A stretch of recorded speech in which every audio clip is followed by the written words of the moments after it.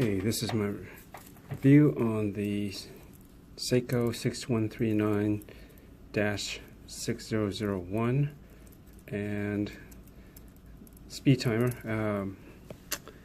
This is the silver dial variant. It's one of the rarer ones that's out there. Between, you typically see the yellow ones, which some call the Pogue, but there's only one true Pogue, and it's all in the details. But you know, it's hard to get that exact version, and in very good condition. But that's probably the most popular one with the yellow dial and the black ring. I'm not sure if it comes with a different colored one. I'm pretty sure it's always black. And then there's a blue dial with also a black ring, and which is probably more common. And then this one is probably the least common of the three. And then there's these Seiko 5 speed timer versions too that are, I think, JDM models that they got different text and the dial details and everything a little bit different. Those are pretty rare too, but out of the original three, I guess you could say, this is one of the more rare ones. These, I believe, as I've done my research as best I could, were only sold in the Asian Pacific market. I think primarily in Australia, perhaps somewhere around there as well, but as far as I know, they seem to be mostly were made and sold in, not made in, but sold in Australia. And I think that's where the that last digit 6001 kind of indicates the market that it's regional market it's intended to be sold in. I'm not clear on that. There's not a whole lot on the 6001s for some reason, but there are on the other model numbers. But anyways, and as you can see here, this was made from the serial number 1971, and that indicates that it was in January. And then these three are just the specific, I think, serial number to this particular watch.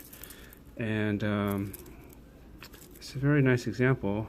I was originally trying to go with the Pogue, the yellow dial version, but it didn't find any good examples that were to my liking at the time, and some of them were pretty beat up, and others questionable in terms of what was original or not. But I did find this one, and it did cost me a pretty penny, or rather dollars, at least $1,000 for this.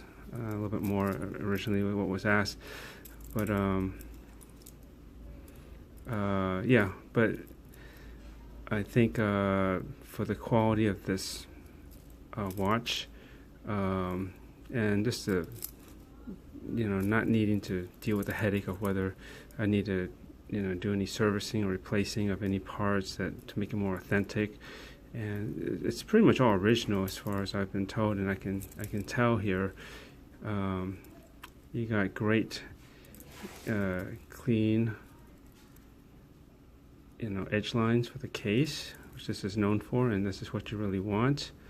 I've been told this has never been polished, and I have little reason to doubt that. I mean, you can look at the the brushing on here. It looks right. It's radial on the top, and I believe these were polished on the sides, and you got these edges here, and this all looks legit to me, from what I've done research on.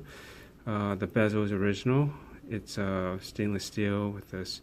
I guess it's still printed on here, but it's a really good print. It's better than, you can get some decals that replicate this, but the numbers and these indices are a little bit different. If you go online and you do your research to compare what to look for real and fake or non-authentic stuff, or at least not original stuff, rather, you'll see the difference between the decal and a bezel that's original like this. It's just the luster is in color tones, and the luster of real metal is different than a printed decal, and the numbers are actually look different too, slightly different. And these are said to be very resilient too. That's why these are not removable. You have to replace a whole bezel. It's all one piece, but it's very resilient, and even you can see the scratches on it, but it's holding up. I mean, in most lights you probably barely even notice those scratches. It's still, all the writing is very legible, and which is good. And what else can I say? Let's go in. The chapter ring appears to be original. I've also seen some chapter rings. A lot of parts you can get out of the Philippines, I think. And what I've noticed is like these indices in here. I can zoom in there. And everything. It looks like they're raised, like they're almost 3D off of them from what it looks like. And that's not right. It should be printed and rather flat like this. Except for the loom marker up there, of course. It'll have a little bit more height, I guess, or thickness to it.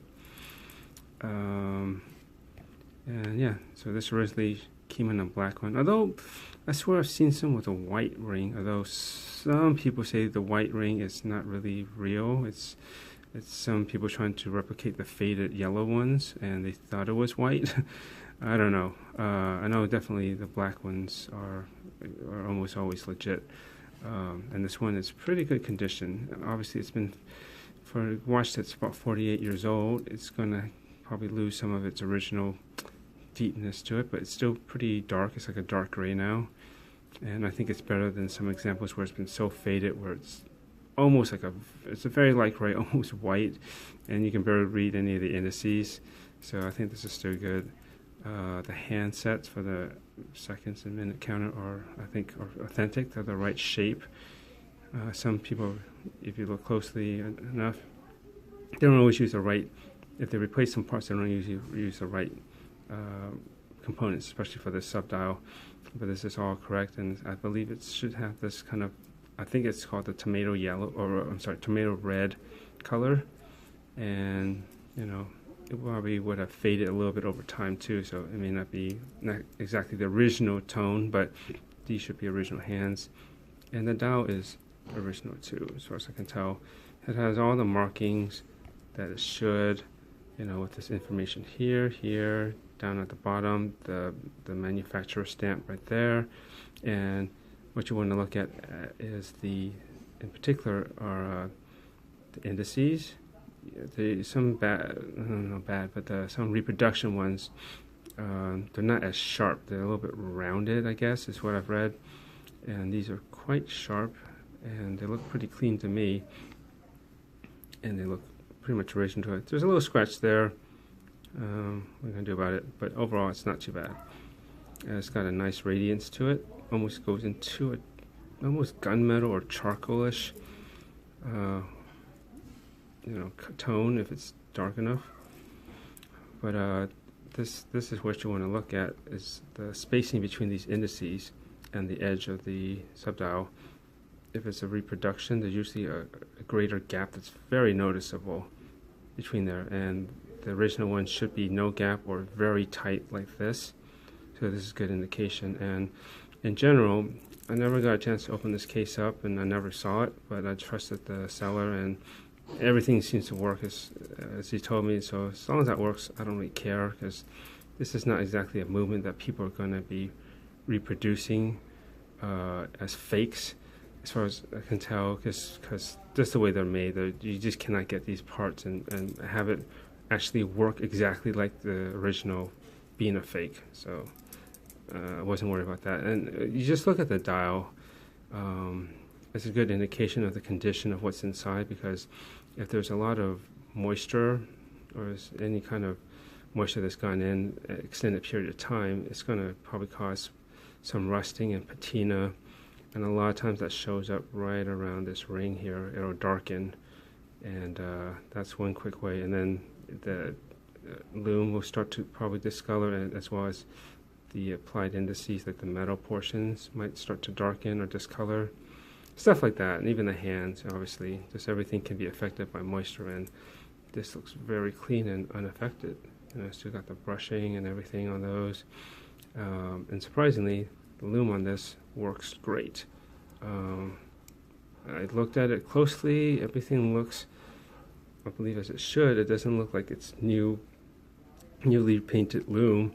And I asked the previous owner, and he says it's supposedly original, and he just suspects that the owner before him just kept it really good in in a concealed place, so it's never really had a chance to charge and discharge and get worn out. So yeah, and I wish I could show you this.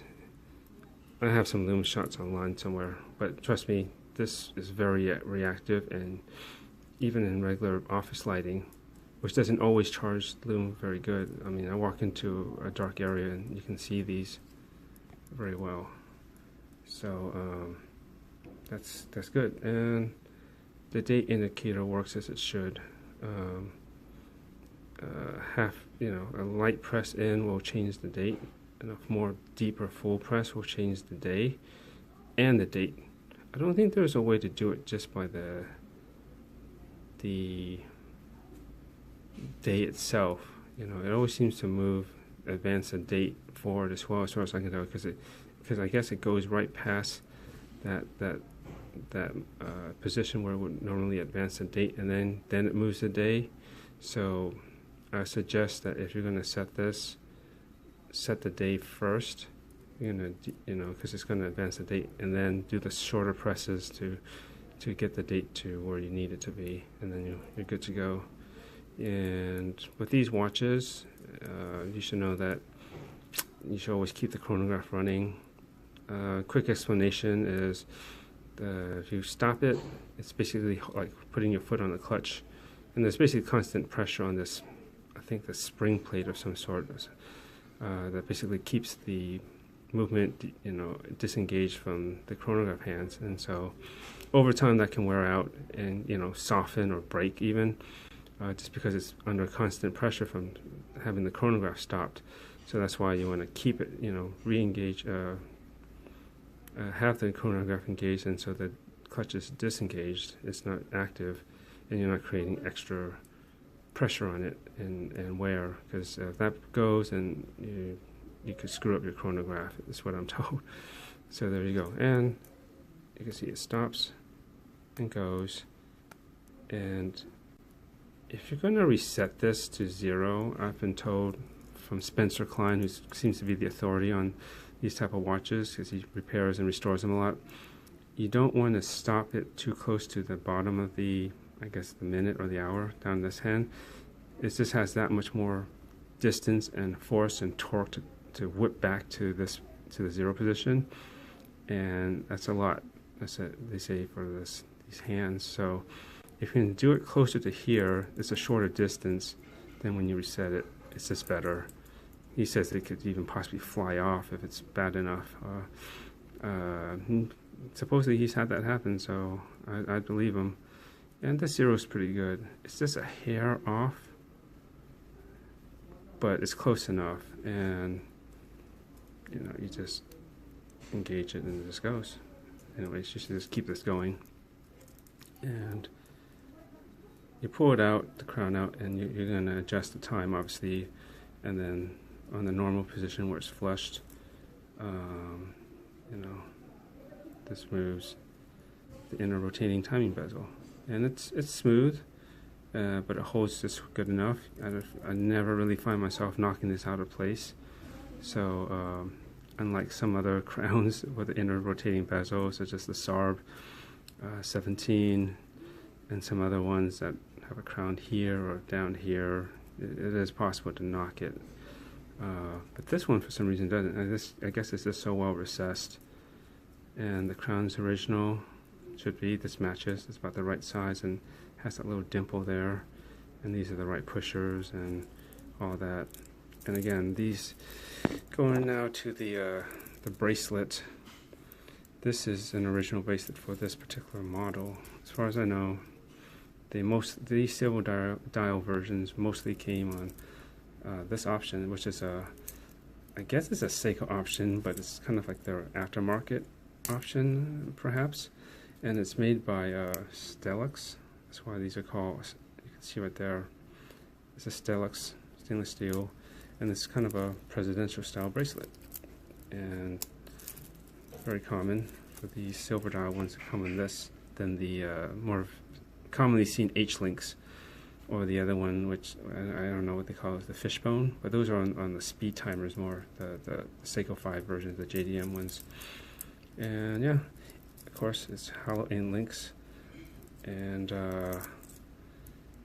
these are the original links that I have with it. I don't know if some have been removed since then, but on my 6.875 inch wrist, I set it all the way down to here, and it fits perfectly.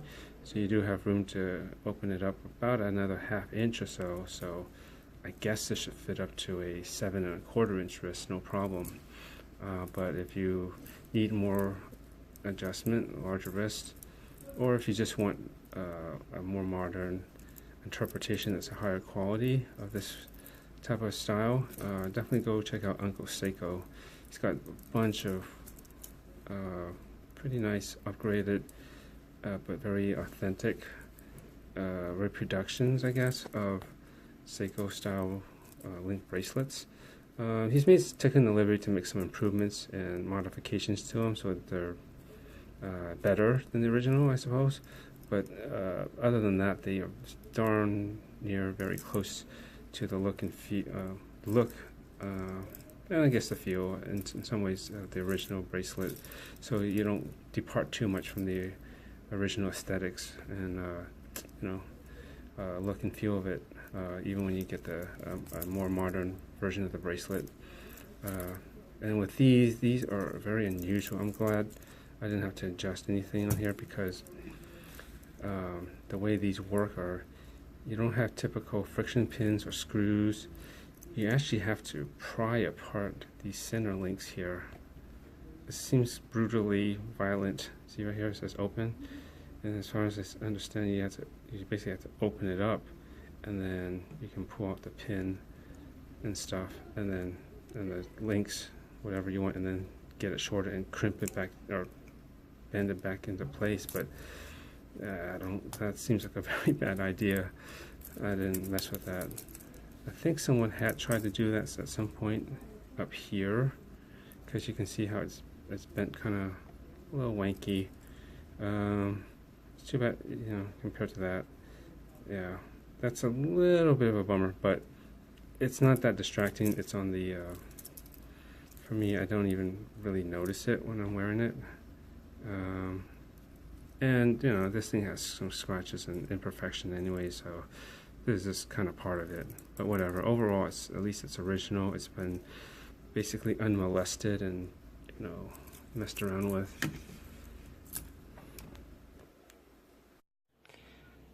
Here's how it looks like on the wrist. My 6 3/4, oh, it's between 6 3/4 and 7 inch wrist. Around there. See, very flat profile, relatively speaking. I think it's about 12 millimeters. Pretty certain it's not 13. But overall, for an automatic chronograph, pretty good. Kind of see it in different lighting or directions, and the lugs are relatively straight speaking. They curve down a little, but the lugs are obviously very short, so it hugs the wrist pretty good with this style bracelet. There you go. I think it looks pretty darn good on the wrist, and it's got good weight. Probably heftier if I got an upgraded bracelet. But overall, it's very comfortable, and I think it works for anybody. Okay, maybe I should call this series Driving with Watches. This is just to observe how a watch looks like while you're driving, if you drive cars, and the way light plays with them in your natural environment. And these are one of the cool times where you can really admire your watch. I mean, try not to stare too much, of course, but for certain, this is a great way to really observe and check out the watch, and all its angles and reflections and everything, and that a lot of times this solidifies whether a watch is something I want to keep or not. You know, it's just like, oh, this looks cool on the wrist, you know, this looks really good. And just from all sorts of mixed lighting situations, you're going to see this in. So that's pretty much it. And original clasp, I believe it's supposed to be this. It has these kind of details, the way it's stamped. And if you look really closely, I can get it focused. See, there's some like fine little engraving or lines, I guess, going through it. Yeah, so original, jangly, but like the SKX Jubilee, very comfortable, and it works. You know, you can definitely get something better, but you know, as jangly and as I suppose lesser quality compared to some of the nicer aftermarket options you can get, or even some watches that have stock bracelets that are, you know, really well built with screws and solid end links and everything. These hold up just fine. I wouldn't even worry about it. So I think that's basically it. As much as I like this, as cool retro design, I really wanted to take a picture next to this to a Nissan Skyline 2000 GTR. Those are super cool, and it happens to be some of the last production that was around 1971 as well, and you know, just that classic JDM, you know, muscle car, I guess you could say, for them back in the late 60s, early 70s. Paired up with one of these, oh, that'd be perfect. I am reluctant to sell it, but I have my reasons, and it's just I just have to pick and choose and prioritize things right now. And I had my time with it. I don't know, maybe I can get one again. Probably be even more expensive than what I paid for it originally this time around, because they're just becoming fewer and harder to find. Good examples that are all original and you know, relatively clean speaking. You know, it does have these fine scratches and everything, but that's to be expected for something that's old. But overall, the case lines and everything, and it works pretty flawlessly. I've been getting, you know, about, I don't wear it more than maybe 2 to 4 days at most in a row, but I've never noticed the time being off enough to say, oh man, this is going too fast or too slow. But from what I can tell, maybe it's losing between 2 or 4 seconds a day, but all things considered, that's still very, very good for something like this. You know, I think the movements they used to build back then aren't like what they are now. They do still very good stuff now, but definitely back then, I think there's a certain quality to old craftsmanship that is just different than what's new. But anyways, looking to sell this for about $1,200. You look at the current market prices, I think that's very fair for something of this condition, the rarity of this particular dial, all the original parts, you know, components that you see here, and just that it still works great and everything. And it's different than the typical go-to Pogue, the yellow dial version, which is cool, but this is very clean. I like this. It's all silver, practically, very monochromatic, but it just has the accents with the red and the blue. It's very sporty. Goes with a lot more stuff too. It's more versatile. The blue dial is kind of neat too. I was originally thinking of that at one point, but again, I didn't find any good examples that didn't have the wrong chapter ring or reproduction dial or something else going on with it for under 1,000 at least. You know, even at around 800, there were some that were questionable.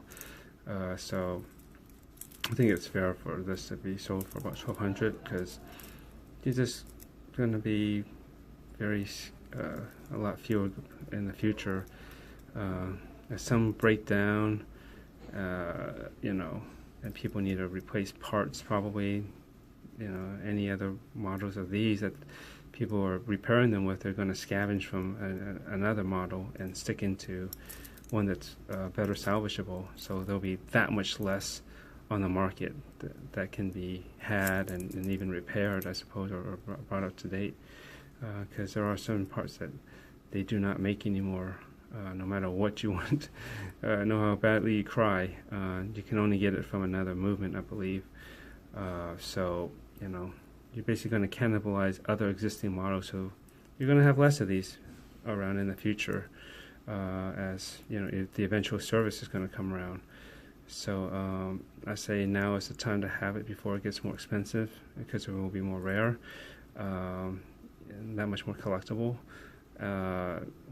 Get it now while it's, you know, it's only 50 years old, but, you know, if it's one that's recently serviced or it's just in very good condition and it's working perfectly, you'll have at least that much longer to enjoy it before you have to service it, or decide, hey, maybe I don't want to service it, and go through the hassle, and probably a long wait time for people to source the parts to fix it up properly.